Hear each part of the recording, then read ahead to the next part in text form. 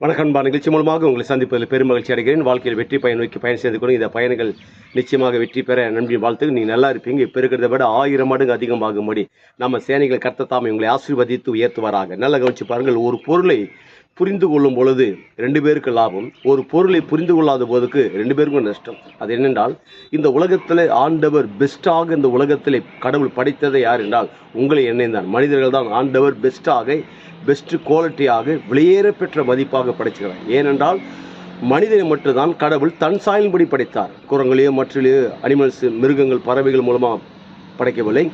தன்னுடைய சாயல் தான் இருக்கிற நிலை மூலமாக இதிலிருந்தே பிரிண்ட் அவுட் எடுத்து உங்களை என்னையும் அவ்வளோ அழகாக சூப்பராக, அதை தான் நீங்கள் ரொம்ப அழகாக இருக்கிறீங்க, ரொம்ப சூப்பராக இருக்கிறீங்க, ரொம்ப ஹெல்த்தாக இருக்கிறீங்க, ரொம்ப உற்சாகமாக இருக்கிறீங்க, என்ன சூழ்நிலையும் நீங்கள் ரொம்ப கெத்தாக இருக்கிறீங்க. ஓகேங்களா? சரி.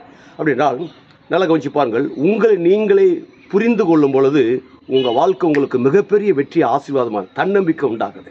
உங்களை என்னைக்கு நீங்கள் புரிஞ்சுக்கலையும் அன்றைக்கி உங்களுக்கு தன்னம்பிக்கை உண்டாகுது. அடுத்து பாருங்கள், உங்களை நீங்கள் புரிஞ்சுக்கலனா உங்களுக்கு விரக்தி உண்டாகும், சோறு உண்டாகும், டயர் உண்டாகும்.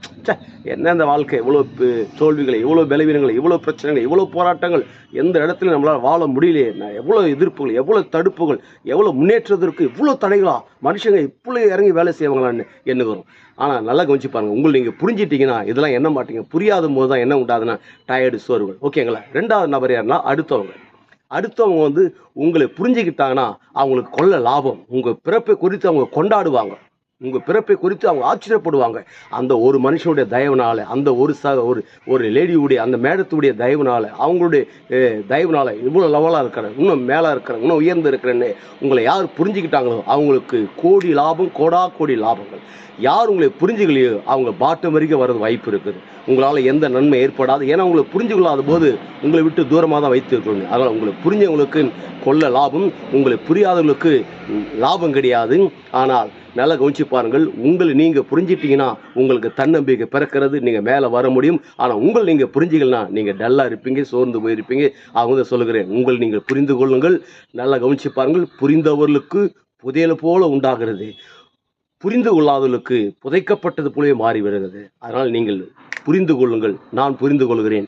வாழ்க்கையில் நடப்பதென்ன வேற லெவல். அந்த வேற லெவல் என்ன? ஒட்டுமொத்த உலக நாடுகளுக்கு நாம் ஆண்டவர் இயேசு கிறிஸ்து உங்களை கடன் கொடுக்க முடியாத வைக்கிறார்.